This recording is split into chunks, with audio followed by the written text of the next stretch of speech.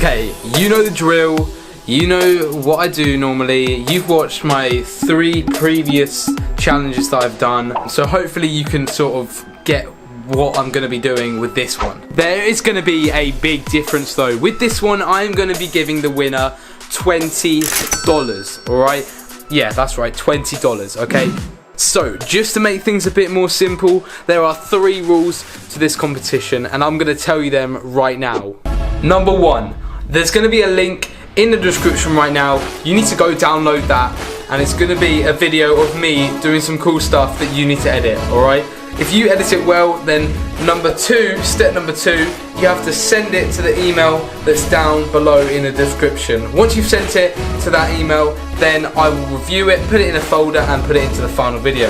And the last and final step of these 3 steps is going to be trying your hardest to win this competition. You want to try it the best of your ability. You want to do a video, edit the video to the best of your ability, because I'm not going to give out $20 to just any old video, right? I'm going to give it to the best one in the video, okay? So I hope you guys enjoy the competition. I will make a final video after this one with everyone's clips. The deadline for this competition will be on the 18th of April 2019.